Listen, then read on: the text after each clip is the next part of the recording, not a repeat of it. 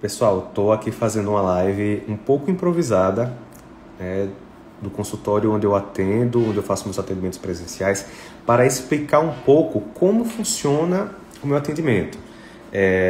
Eu acredito que muitas pessoas nunca tiveram um atendimento com nutricionista, então se tiveram, talvez não conheçam a abordagem da nutrição funcional, que é a abordagem que eu trabalho. E por que eu preciso explicar? Porque muitas vezes o pessoal acaba tendo uma visão limitada sobre o atendimento nutricional, acreditando que nutrição vai se limitar a avaliar alguns aspectos físicos, aspectos antropométricos como peso e altura, entregar um papel com alguns alimentos que a pessoa deve buscar consumir e só. E não é bem assim que funciona, né? A forma como eu trabalho, ela é mais abrangente, né? Na nutrição funcional, a gente entende que o paciente possui vários aspectos físicos, emocionais, espirituais, que estão interligados, que estão conectados.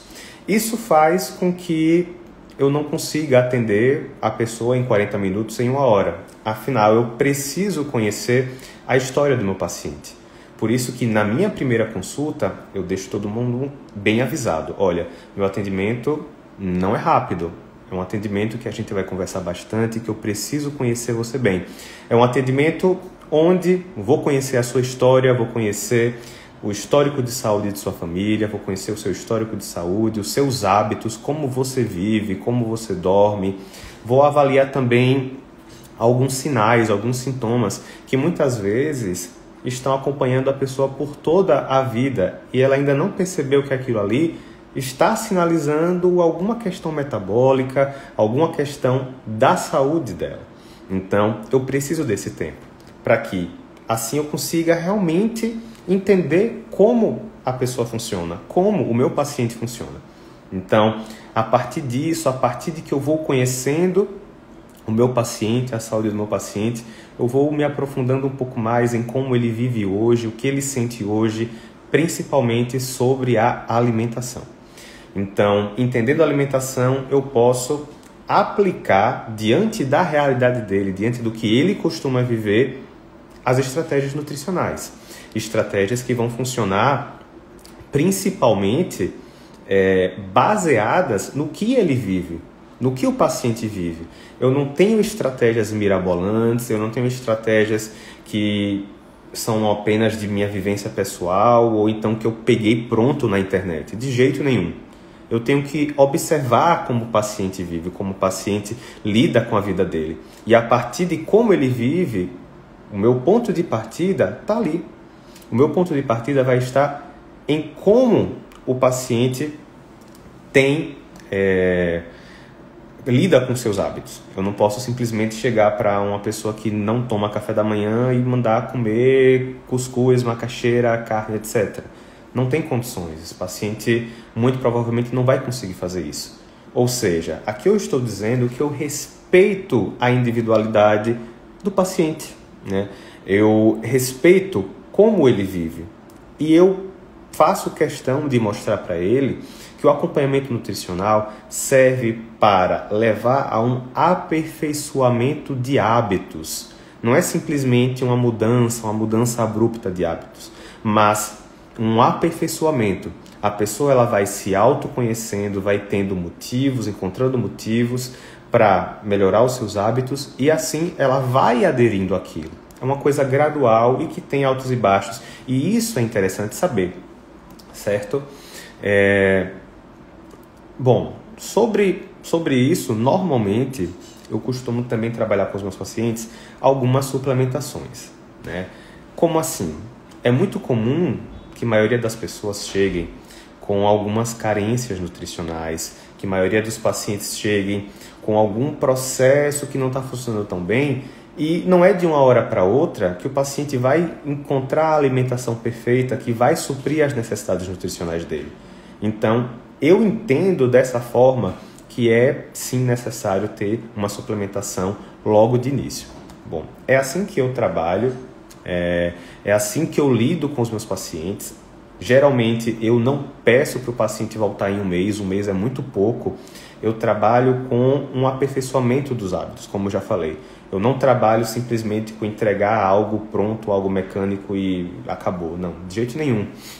E entendendo que o paciente precisa trabalhar esse processo de conhecimento do que comer, como lidar consigo mesmo, como se perceber, eu entendo que um mês é muito pouco. Então, normalmente, eu peço para os meus pacientes voltarem para uma segunda consulta entre 45 e 52 dias. 2 meses também eu já acho que é tempo demais, sendo muito sincero, porque aí o paciente já precisa de uma atualização nas suas metas, nos seus objetivos, em como lida com o seu plano alimentar.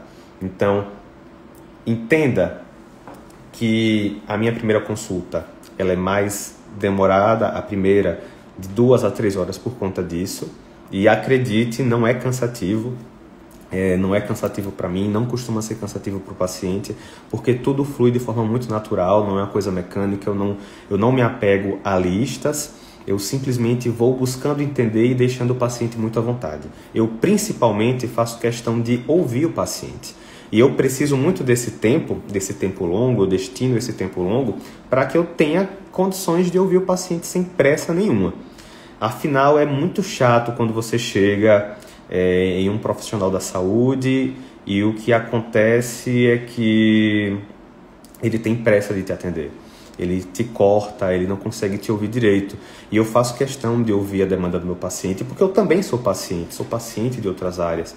E eu sei como isso é incômodo, e eu faço questão de ouvir cada detalhe do que o paciente tem a me dizer, de suas queixas, do que ele vive, do que ele quer viver. Então, a partir da segunda consulta, a coisa fica um pouco mais tranquila, normalmente, a não ser que haja uma necessidade de fazer algumas modificações, né? Porque às vezes o paciente conversa uma coisa comigo na primeira consulta e quando ele mesmo começa a pôr em prática aquilo que ele deseja, ele começa a perceber, opa, eu poderia estar fazendo um pouco diferente, eu poderia estar fazendo de uma forma que eu me adaptasse melhor. Então ele pode trazer isso na segunda consulta. É super comum que no meio do caminho os pacientes ligam para mim, mandam mensagem no WhatsApp, mandam mensagem no Instagram perguntando, poxa, estava indo muito bem e aí daqui a pouco eu percebi que eu poderia ser um pouco diferente. Então calma, a gente ajusta, né? O acompanhamento nutricional é para isso mesmo. A gente está ali montando a estratégia com o paciente, que é uma coisa que eu faço. A gente pega papel, caneta e a gente começa a montar como a gente vai trabalhar durante esse tempo até a próxima consulta. E mesmo assim acontecem coisas que precisam ser ajustadas. Isso é normal, isso faz parte de qualquer processo de evolução, de qualquer processo de aperfeiçoamento. São altos e baixos. Bom, na segunda consulta realmente costuma ser mais leve. O tempo que eu utilizo na segunda consulta é um pouco menor, até porque a primeira consulta realmente é um processo de conhecer o paciente. E na segunda consulta é esse processo, né, de adaptação das estratégias. Bom, é isso. Eu trabalho com a nutrição funcional. Eu vou deixar essa live salva para que quem tiver interesse em ver partes que não chegou a assistir do início da live, possa ver. É uma live realmente curta que eu aproveitei, que eu tô aqui no consultório onde eu atendo. Só mostrar aqui um pouco para vocês. E então, agende sua consulta, né? Agende sua consulta para que eu possa te ajudar nesse processo de aperfeiçoamento dos hábitos, nesse processo de conhecer melhor o próprio corpo, conhecer melhor como o seu corpo reage diante de cada coisa e como também lidar com os alimentos, como preparar os alimentos, porque não é só colocar arroz no fogo, né? Não é só colocar um ovo numa panela, são reações químicas que estão acontecendo ali. E isso, se você não fizer bem feito, pode dar errado. E como assim pode dar errado? Uma temperatura mais alta que você coloca, um tempo de exposição maior ao calor que você pode expor o alimento, tudo isso traz alterações que podem ser danosas, né? Até um exemplo disso é os alimentos fontes de carboidrato, que, poxa, um exemplo mais simples, pão. pessoal costuma colocar pão na sanduicheira, costuma colocar um pão no forno para fazer torrada, ou então pão em uma frigideira para tostar o pão. Só que quando você provoca o surgimento dessas partículas tostadas de carboidrato, aquilo ali tem toxinas pra caramba, e essas toxinas não apenas têm ação cancerígena, carcinogênica, como também tem ação para aumentar a insulina. Então, você já está consumindo um alimento que naturalmente já pode ter um aumento na produção de insulina, provocará um pico de glicose no seu sangue, e mesmo assim pode ocorrer de forma muito pior quando há a presença dessas glicotoxinas. Bom, eu vou encerrar a live. Obrigado para quem ficou aí assistindo, obrigado para quem também assistir depois isso até o final, e agende sua consulta.